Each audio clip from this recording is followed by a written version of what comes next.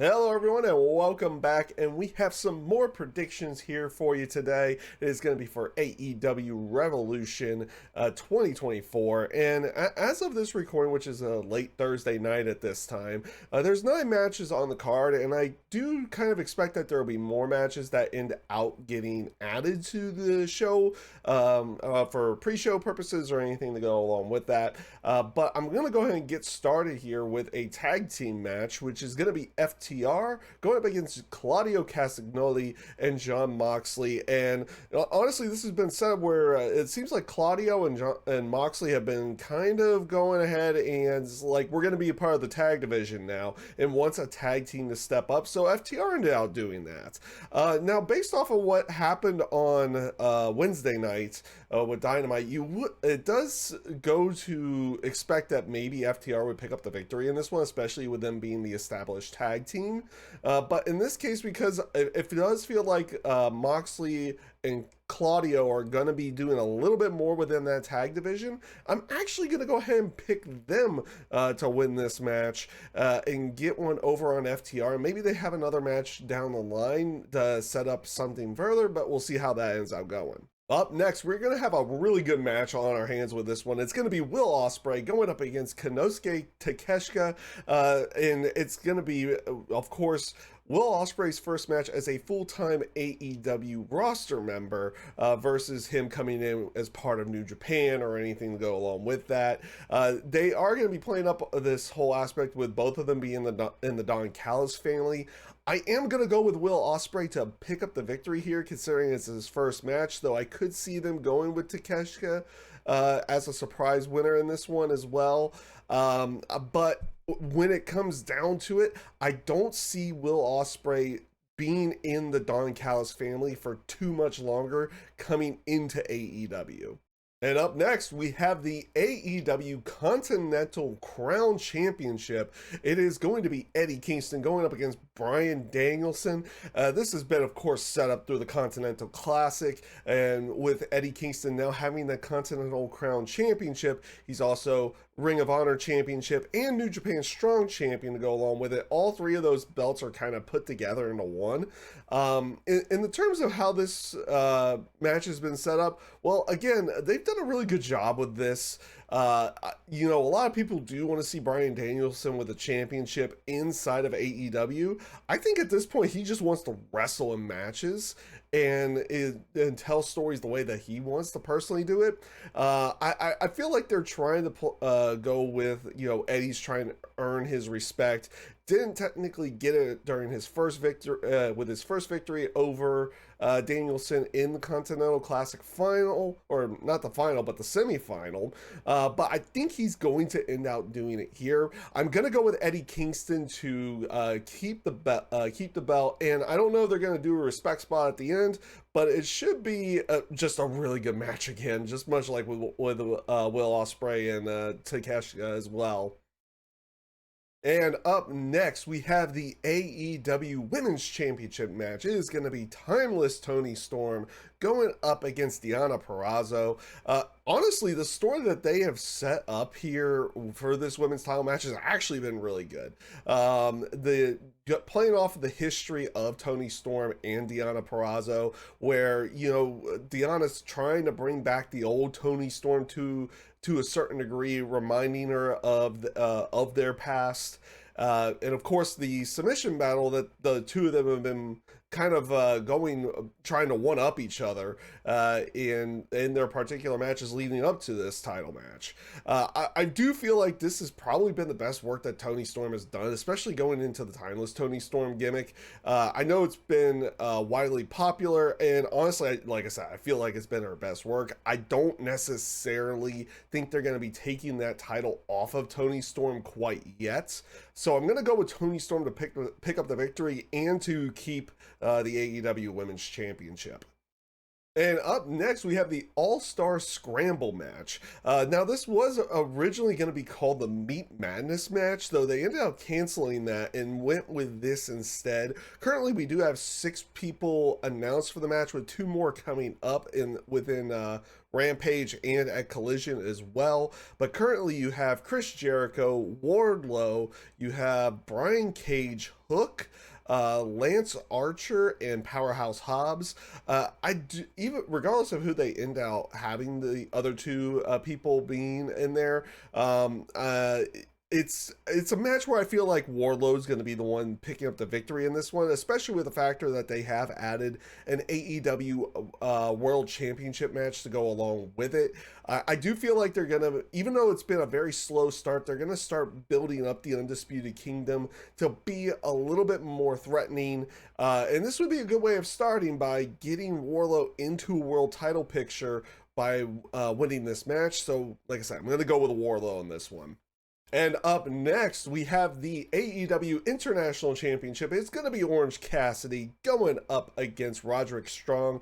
Much like with the All-Star Scramble match, I feel like they're going to start building up the Undisputed Kingdom to be a little bit more threatening on this one. And considering how long Orange Cassidy, over his 2 reigns and who knows how many title defenses at this point,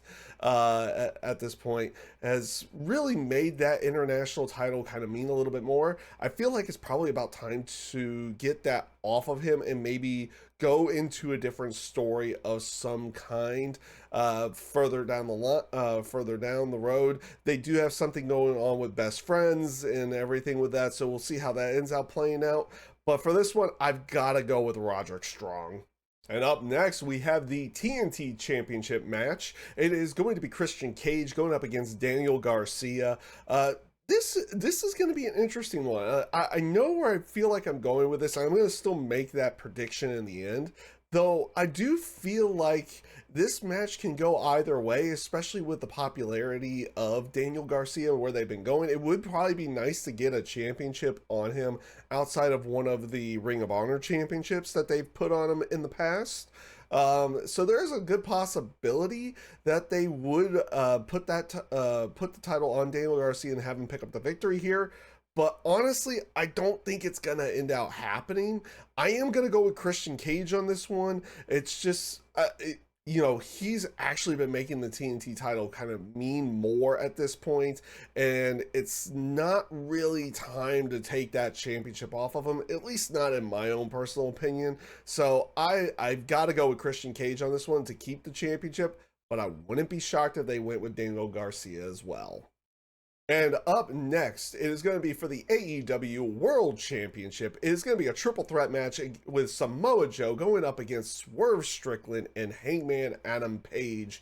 And this match has been a very good setup with everything on this one. And I do feel like the way that this match is going to play out is going to be the rivalry between Hangman Adam Page and Swerve being just too much for both of them. It's gonna basically negate either one of them from winning the match. I'm gonna go with Samoa Joe in this particular match, mainly, like I said before, it's because the rivalry between Page and Swerve is going to end up costing both of them in the end. I do feel like that they can have that championship change somewhere down the line, whether it's ends out being Page or Swerve to take it off of Samoa Joe, but I do feel that will come in a one-on-one match versus a triple threat. So I'm going to go with Samoa Joe to pick up the victory here. And up next, what will be more than likely the main event of the night is going to be Sting and Darby Allin in Sting's final match. At least that's what we would be assuming at this point. I know you can never say never in wrestling, but I do feel like it will be his final match in this particular case, going up against the Young Bucks. And it's going to be for the AEW Tag Team Championships.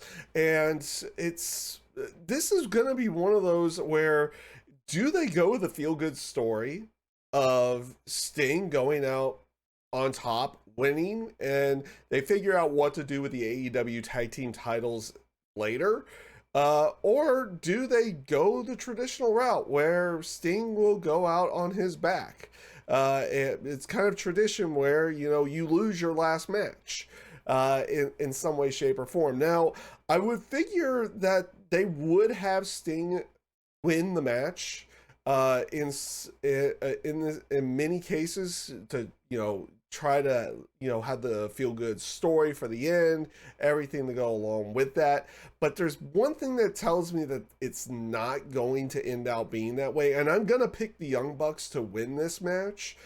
And the reason is Sting and Darby as a tag team have never lost ever during Sting's entire AEW run, which is pretty much a 3-year run at this time from just a little bit over a 3-year run at this point from December of 2020 or 20 yeah, December of 2020 up until now. And that's where I really feel like it's going to end up being that this is going to be their first loss in this particular match, and it was cool to see Sting do the coming from the rafters on Wednesday night, and it's actually been a very good run for Sting and Darby in general. During this entire time frame, Sting has been putting on really good matches, at least in my own personal opinion, even though they kind of are more of a brawl style type match. For the most part, they have been very entertaining and a lot of fun to watch. But like I said, I really feel like the Young Bucks are going to pick up the victory with this one and pick up the AEW Tag Team Championships because, like I said, they haven't lost before, and I don't see Sting going out where he's just undefeated the entire time. So I feel like he's going to take one loss within AEW. This happens to be that one. And that's pretty much all the matches for AEW Revolution. If you ended out liking this if you ended out liking my content, feel free to give it a thumbs up, the like, subscribe to the channel if you so wish. If you are wanting to do join in with a watch along, I do plan on doing a watch along on my Twitch page. So watch along / live reactions to the actual AEW Revolution pay-per-view itself. And with that being said, I hope you all take care, stay safe, stay healthy, and have a great rest of your day.